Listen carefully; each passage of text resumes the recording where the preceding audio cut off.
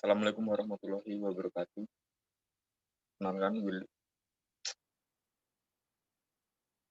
Assalamualaikum warahmatullahi wabarakatuh.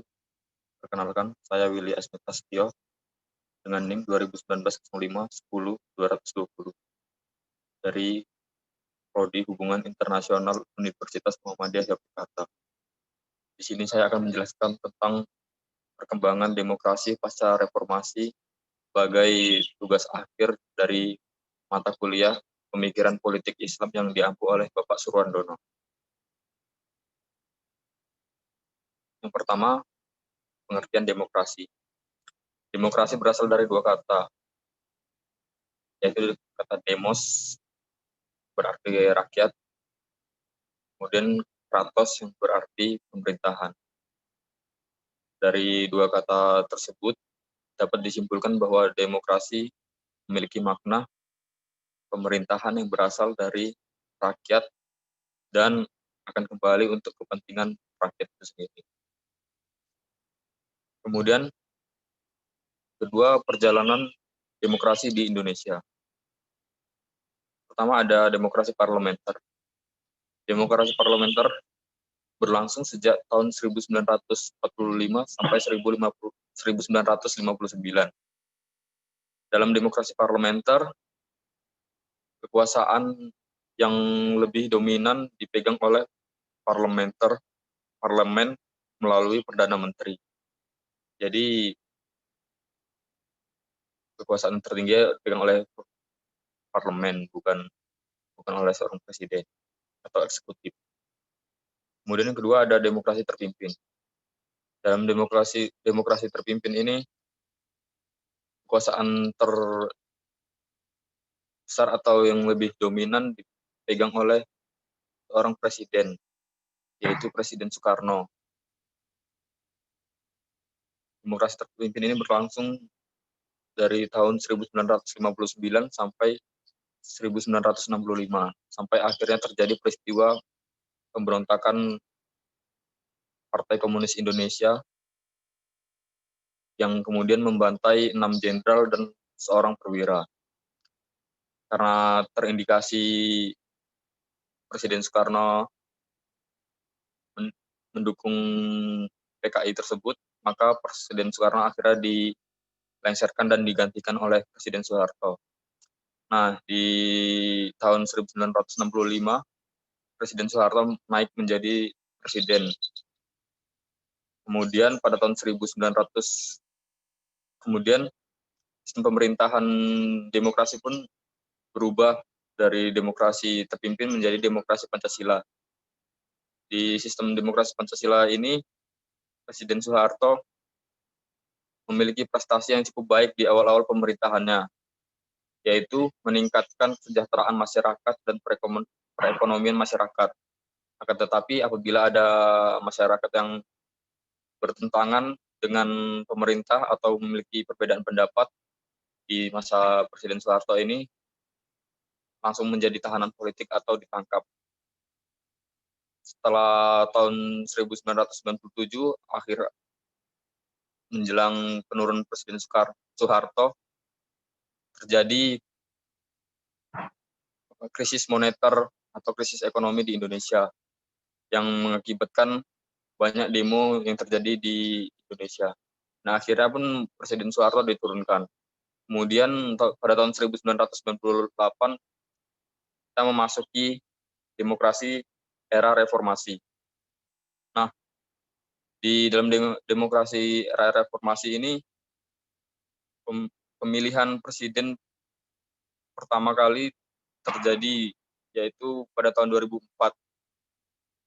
Kemudian terpilihlah Presiden SBY sebagai Presiden Indonesia.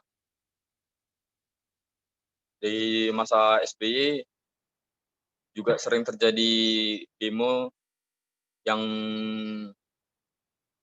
motifnya yaitu perbedaan pandangan politik terhadap pemerintah. Kemudian di tahun 2014 dilaksanakan pemilihan dan akhirnya Presiden Joko Widodo terpilih sebagai presiden. Nah, demokrasi di era Jokowi ini cenderung mengalami penurunan karena di masa era Jokowi ini sering terjadi demo demo mahasiswa atau demo publik, dan kebanyakan dari demo-demo tersebut para mahasiswa ditangkap dan ditahan atas alasan kerusuhan atau lainnya lah, membuat keonaran. Nah, yang terbaru yang berkaitan dengan demokrasi yaitu pembubaran Ormas Islam FPI yang memiliki perbedaan pandangan ideologi dengan pemerintah. Seperti yang kita ketahui, pemerintah Indonesia atau negara Indonesia memiliki ideologi Pancasila, yaitu di mana setiap individu memiliki hak atas dirinya untuk mengungkapkan sesuatu, selagi itu tidak melanggar hukum yang berlaku di Indonesia. Nah, dari sila tersebut atau sila kelima itu terdapatlah perbedaan pandangan dari FPI. Kepentingan politik FPI yaitu memperjuangkan nilai-nilai Islam atau nilai-nilai agama serta keyakinan. Menurut FPI, kekhilafahan atau keislaman versi atau pemerintahan versi Islam harus ditegakkan di Indonesia, yaitu dengan menerapkan peraturan atau hukum-hukum syariah yang ada di Islam. Nah, itulah yang menjadi dasar pertentangan ideologi tersebut, di mana Indonesia membebaskan hak masyarakatnya atau warga negaranya, tapi di sisi lain FPI membatasi hak tersebut dengan nilai-nilai keagamaan. Jadi FPI ini memukul rata, baik orang Islam atau bukan, harus mengikuti syariat Islam dari cara berpakaian atau berperilaku. Kemudian yang kedua ada perbedaan suku. Nah, di perbedaan suku ini sedang berlangsung di Papua, di mana masyarakat Papua saat ini sedang berjuang untuk mempertahankan budaya mereka. Mereka ingin mengundurkan wilayah mereka dari Kesatuan Negara Republik Indonesia. Mereka ingin membentuk negara sendiri atas dasar motifnya yaitu ingin mempertahankan budayaan mereka. Mereka tidak ingin budayaan mereka diganggu oleh globalisasi di era sekarang ini. Kemudian berikutnya perbedaan pandangan politik. Nah, di era Jokowi ini banyak sekali perbedaan pandangan politik, sama seperti era-era presiden sebelumnya. Akan tetapi di era Jokowi ini kelompok atau aktivis yang memiliki perbedaan pandangan politik cenderung lebih dibatasi atau dicarikan delik untuk menangkap mereka dan memenjarakan mereka.